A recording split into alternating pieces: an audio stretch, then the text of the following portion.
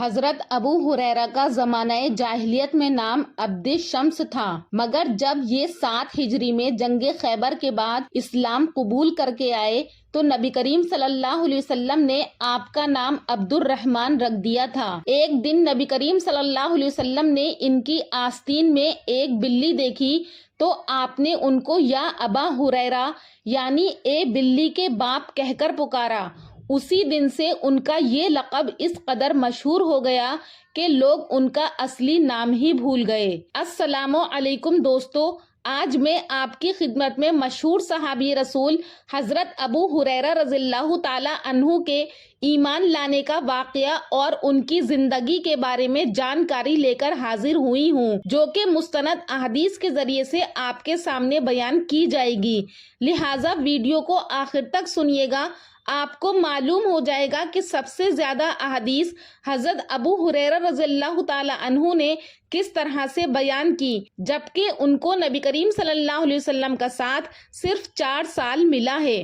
حضرت ابو ہریرہ رضی اللہ تعالی عنہ حدیث کے سب سے بڑے راوی اور اصحاب صفہ کے لیڈر کہلاتے ہیں۔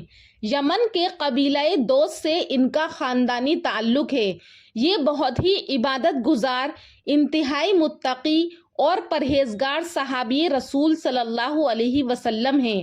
حضرت ابو دردہ رضی اللہ تعالیٰ عنہ کا بیان ہے کہ آپ روزانہ 1000 رکعت نماز نفل پڑھا کرتے تھے اور 800 صحابہ اور تابعین آپ کے شاگرد ہیں۔ آپ نے 5374 حدیثیں روایت کی ہیں، جن میں سے 446 بخاری شریف میں موجود ہیں۔ آپ اپنی کنیت کی وجہ خود بیان کرتے ہیں کہ میں نے ایک ہرہ یعنی بلی پالی ہوئی تھی، رات میں اس کو ایک درخت میں رکھتا تھا اور صبح کو جب بکریاں چرانے جاتا تو ساتھ لے لیتا تھا اور اس کے ساتھ کھیلتا۔ لوگوں نے یہ غیر معمولی دلچسپی دیکھ کر مجھ کو ابو ہریرہ کہنا شروع کر دیا۔ اسلام لانے سے پہلے آپ کے بارے میں بتایا جاتا ہے کہ بچپن میں ہی آپ کے باپ کا سایہ سر سے اٹھ گیا تھا، اس لیے فقر و فاقہ بچپن کے ساتھی بن گئے تھے۔ بصرہ بنت غزوان ایک عورت ان کے پاس محض روٹی کپڑے پر ملازم تھے اور خدمت یہ سپرد تھی کہ جب وہ کہیں جانے لگتی تو یہ ننگے پاؤں دوڑتے ہوئے اس کی سواری کے ساتھ چلتے تھے۔ حضرت ابو ہریرہ کے ایمان لانے کا واقعہ اس طرح سے بیان کیا جاتا ہے کہ حضرت ابو ہریرہ قبیلہ دوس سے تعلق رکھتے تھے، جو کہ یمن کا ایک مشہور قبیلہ تھا۔ ابو ہریرہ رضی اللہ تعالی عنہ کے ایک ہم قبیلہ طفیل بن عمرو دوسی پہلے ہی نبی کریم صلی اللہ علیہ وسلم سے اسلام قبول کر چکے تھے اور اسلام کو پھیلانے کے لیے اپنے شہر یمن واپس آ گئے تھے۔ انہی کی کوششوں کے ذریعے سے قبیلہ دوس میں اسلام پھیلا تھا۔ غزوہ خیبر کے زمانے میں یہ یمن کے اسی خاندان کو لے کر نبی کریم صلی اللہ علیہ وسلم کی خدمت میں حاضر ہوئے، لیکن آپ صلی اللہ علیہ وسلم اس وقت خیبر میں تشریف رکھتے تھے، اس لیے یہ لوگ یعنی عمرو بن دوسی اپنے قبیلے کو لے کر مدینے سے خیبر پہنچے اور اسی قبیلے کے ساتھ حضرت ابو ہریرہ رضی اللہ تعالی عنہ بھی موجود تھے اور راستے میں یہ بڑے شوق و ولولے کے ساتھ شعر پڑھتے جاتے تھے۔ اسی ذوق و شوق کے ساتھ خیبر پہنچ کر یہ نبی کریم صلی اللہ علیہ وسلم کے دستے مبارک پر مشرف با اسلام ہوئے۔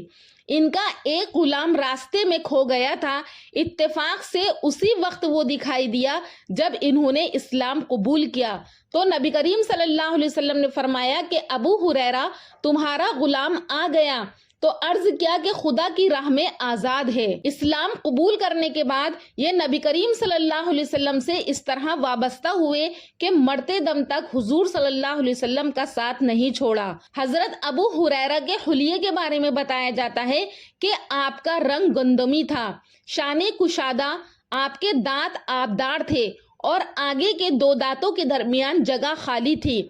آپ اپنی زلفیں رکھتے تھے اور بالوں میں زرد خضاب کرتے تھے اور آپ کا لباس عموماً سادہ ہوتا تھا، یعنی صرف 2 رنگین کپڑے استعمال کرتے تھے، کبھی کبھی کتان وغیرہ کے بیش قیمت لباس بھی استعمال کر لیتے تھے۔ حضرت ابو ہریرہ ان صحابہ میں سے ہیں جو علم حدیث کے بڑے لوگ سمجھے جاتے تھے۔ آپ بالاتفاق صحابہ کرام رضوان اللہ علیہم کی جماعت میں سب سے بڑے حافظ حدیث تھے۔ اگرچہ حضرت عبداللہ ابن عمر اور انس بن مالک بھی حفاظ میں ممتاز درجہ رکھتے تھے، لیکن حضرت ابو ہریرہ رضی اللہ تعالیٰ عنہ کو کثرت روایت میں ان پر بھی فوقیت حاصل تھی۔ نبی کریم صلی اللہ علیہ وسلم فرماتے تھے کہ ابو ہریرہ علم کا ظرف ہیں۔ حضرت ابو ہریرہ رضی اللہ تعالیٰ عنہ کو علم کی بڑی جستجو تھی۔ ان کا ذوق علم کو حاصل کرنے کے لالچ کے درجے تک پہنچ گیا تھا کہ ان کی علمی حرص کا اعتراف خود نبی کریم صلی اللہ علیہ وسلم نے فرمایا کہ ایک مرتبہ انہوں نے نبی کریم صلی اللہ علیہ وسلم سے سوال کیا کہ قیامت کے دن کون خوش قسمت آپ کی شفاعت کا سب سے زیادہ مستحق ہوگا؟ تو حضور صلی اللہ علیہ وسلم نے فرمایا کہ تمہاری حرص علی الحدیث کو دیکھ کر میرا پہلے سے خیال تھا کہ یہ سوال تم سے پہلے کوئی نہیں کرے گا۔ عام طور پر لوگ نبی کریم صلی اللہ علیہ وسلم سے زیادہ سوالات کرتے ہوئے ڈرتے تھے، لیکن ابو ہریرہ رضی اللہ تعالیٰ عنہ نہایت دلیری سے پوچھتے تھے۔ عبداللہ ابن عمر سے ایک شخص نے کہا کہ ابو ہریرہ نبی کریم صلی اللہ علیہ وسلم سے کثرت سے روایت کرتے ہیں، تو انہوں نے جواب دیا کہ باخدا ان کی روایات میں کسی قسم کا شک و شبہ نہ کرنا، اس کی وجہ محض یہ ہے کہ وہ نبی کریم صلی اللہ علیہ وسلم سے پوچھنے میں بہت بہادر تھے، اس لیے وہ ایسے سوالات کرتے تھے جن کو ہم لوگ نہیں کر سکتے تھے۔ وہ خود جیسے علم کے شائق تھے، چاہتے تھے کہ ہر مسلمان کے دل میں طلب علم کا یہی جذبہ پیدا ہو جائے۔ ایک دن بازار جا کر لوگوں کو پکارا کہ تم کو کس چیز نے مجبور کر رکھا ہے؟ تو لوگوں نے پوچھا کہ کس چیز سے؟ تو وہاں پر انہوں نے کہا کہ نبی کریم صلی اللہ علیہ وسلم کی میراث تقسیم ہو رہی ہے اور تم لوگ یہاں بیٹھے ہو۔ تو لوگوں نے پوچھا کہ کہاں؟ تو حضرت ابو ہریرہ نے کہا کہ مسجد میں۔ چنانچہ سب دوڑ کر مسجد آئے، لیکن یہاں کوئی مادری میراث تقسیم نہیں ہو رہی تھی، اس لیے لوگ لوٹ گئے اور کہا کہ وہاں کچھ بھی تقسیم نہیں ہوتا، البتہ کچھ لوگ نمازیں پڑھ رہے تھے، کچھ لوگ قرآن پاک کی تلاوت میں مصروف تھے، کچھ حلال و حرام پر گفتگو کر رہے تھے۔ تو یہ بولے کہ تم لوگوں پر افسوس ہے، یہی تو تمہارے نبی کی میراث ہے۔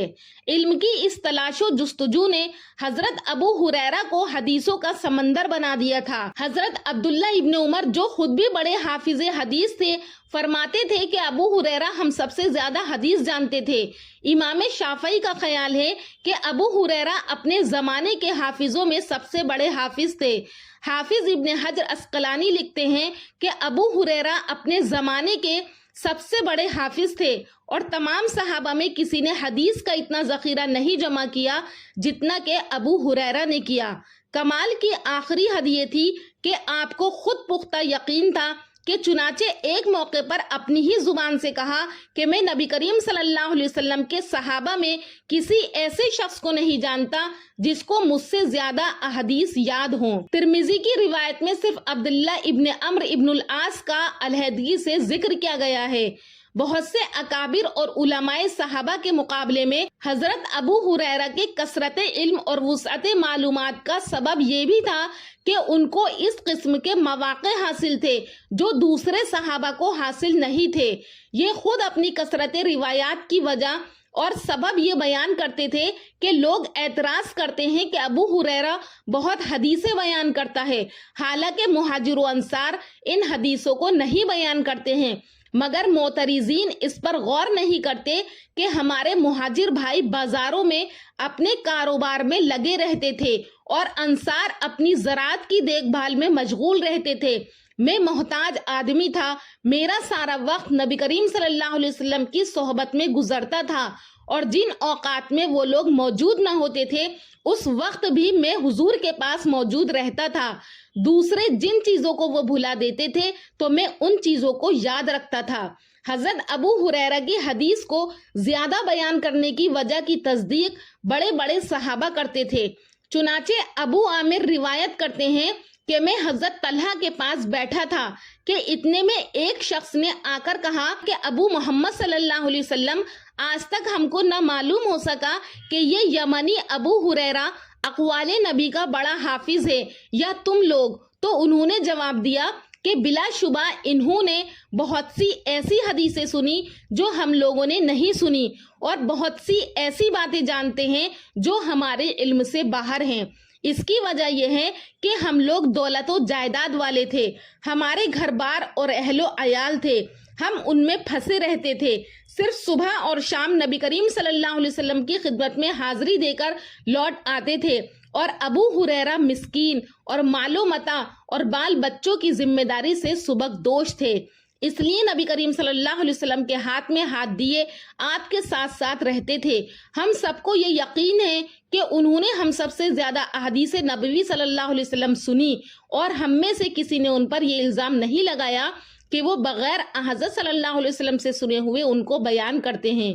حضرت عبداللہ ابن عمر فرماتے تھے کہ ابو ہریرہ ہم سب سے زیادہ نبی کریم صلی اللہ علیہ وسلم کی خدمت کے حاضر باش تھے۔ ایک مرتبہ حضرت عائشہ صدیقہ رضی اللہ تعالی عنہا نے ان کو بلا کر پوچھا کہ تم یہ کیسی حدیثیں بیان کرتے ہو، حالانکہ جو کچھ میں نے نبی کریم صلی اللہ علیہ وسلم کو کرتے ہوئے دیکھا اور جو کچھ نبی کریم صلی اللہ علیہ وسلم کو کہتے ہوئے سنا وہی تم نے بھی سنا اور دیکھا ہے۔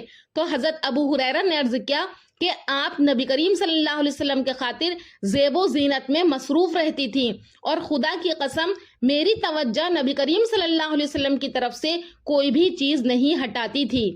ایک مرتبہ مروان جو کہ مدینے کا حاکم تھا، اس کو حضرت ابو ہریرہ کی کوئی بات ناگوار ہوئی، اس نے غصے میں کہا کہ لوگ کہتے ہیں کہ ابو ہریرہ بہت حدیثیں روایت کرتے ہیں، حالانکہ حضور صلی اللہ علیہ وسلم کی وفات کے کچھ ہی دنوں پہلے یہ مدینہ آئے اور آ کر کے انہوں نے اسلام قبول کیا۔ تو حضرت ابو ہریرہ نے جواب دیا کہ جب میں مدینہ آیا تو نبی کریم صلی اللہ علیہ وسلم خیبر میں تھے، اس وقت میری عمر 30 سال سے کچھ اوپر تھی، اور آپ کی وفات تک سائے کی طرح میں آپ کے ساتھ رہا، آپ کی ازواج مطہرات کے گھروں میں جاتا تھا، آپ کی خدمت کرتا تھا، آپ کے ساتھ لڑائیوں میں شریک رہتا تھا، آپ کی معیت میں حج کرتا تھا، اس لیے میں دوسرے لوگوں سے زیادہ حدیثیں جانتا ہوں۔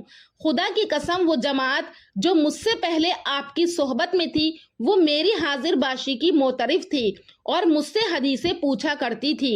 ان پوچھنے والوں میں حضرت عمر، حضرت عثمان، حضرت طلحہ، حضرت زبیر خاص طور پر قابل ذکر ہیں۔ حضرت ابو ہریرہ ہمیشہ یہ دعا مانگا کرتے تھے کہ اللہ میرے علم میں زیادتی فرما۔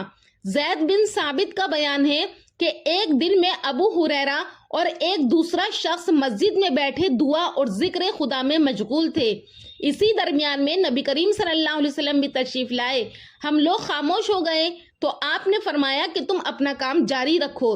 اس ارشاد پر میں اور دوسرا شخص ابو ہریرہ سے پہلے دعا کرنے لگے اور حضرت صلی اللہ علیہ وسلم آمین کہتے جاتے تھے۔ اس کے بعد ابو ہریرہ نے دعا کی کہ خدایا جو کچھ میرے ساتھ مجھ سے پہلے لوگ مانگ چکے ہیں وہ بھی مجھے دے دے، اس کے علاوہ مجھے ایسا علم عطا فرما جو کبھی بھولنے والا نہ ہو۔ تو اس پر حضور صلی اللہ علیہ وسلم نے کہا آمین۔ اس کے بعد ہم دونوں شخصوں نے عرض کہ یا رسول اللہ ہم کو بھی ایسا علم عطا ہو جو ہم کبھی نہ بھولیں اور محفوظ رہے۔ تو حضور صلی اللہ علیہ وسلم نے فرمایا کہ وہ دوسرے نوجوان کے حصے میں دعا قبول ہو گئی۔ اسی طرح ایک مرتبہ انہوں نے نبی کریم صلی اللہ علیہ وسلم سے حدیث کو بھولنے کی شکایت کی تو آپ صلی اللہ علیہ وسلم نے فرمایا کہ ابو ہریرہ اپنی چادر پھیلاؤ، تو انہوں نے اپنی چادر پھیلا دی۔ آپ صلی اللہ علیہ وسلم نے اس میں دست مبارک ڈالے، پھر فرمایا کہ اس کو اپنے سینے سے لگا لو۔ تو حضرت ابو ہریرہ کہتے ہیں کہ جب میں نے اس کو اپنے سینے سے لگایا تو اس کے بعد سے پھر میں کبھی کوئی چیز نہیں بھولا۔ صحیح بخاری کتاب العلم میں یہ روایت موجود ہے۔ حضرت ابو ہریرہ رضی اللہ تعالیٰ عنہ حدیثوں کے بارے میں بہت احتیاط سے کام لیتے تھے، چنانچہ بھولنے یا الفاظ کے رد و بدل کے ڈر سے جو کچھ سنتے تھے اس کو لکھ لیتے تھے۔ حضرت ابو ہریرہ رضی اللہ تعالیٰ عنہ غزوہ خیبر میں آئے، وہاں آ کر اسلام قبول کیا۔ اس حساب سے ان کو کل 4 سال نبی کریم صلی اللہ علیہ وسلم کی صحبت سے فیضیاب ہونے کا موقع ملا۔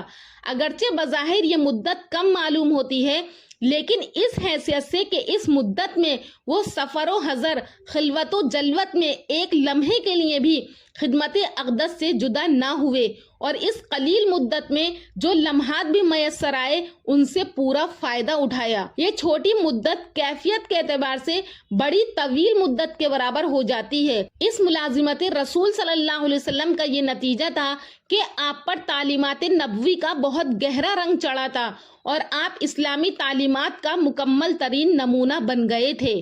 جب آپ کا فقر و فاقہ دور اور ختم ہوا اور آپ کے حالات اچھے ہوئے تو بیان کیا جاتا ہے کہ آپ کا نکاح بصرہ بنت غزوان سے ہوا۔ مزاری بن جز بیان کرتے ہیں کہ رات کو میں نکلا کرتا تھا، ایک دن نکلا تو تکبیر کی آواز سنی، قریب جا کر دیکھا تو ابو ہریرہ تھے۔ پوچھا کہ یہ کیا کر رہے ہو؟ کہا کہ خدا کا شکر ادا کرتا ہوں کہ ایک دن وہ تھا کہ میں بصرہ بنت غزوان کے پاس پیٹ کی روٹی پر ملازم تھا، اس کے بعد خدا نے یہ دن دکھایا کہ وہ میرے نکاح میں آ گئی۔ آپ نے 59 ہجری میں انتقال فرمایا۔ ولید نے نماز جنازہ پڑھائی۔ اکابر صحابہ رضی اللہ تعالی عنہم میں حضرت ابن عمر، ابو سعید خدری موجود تھے۔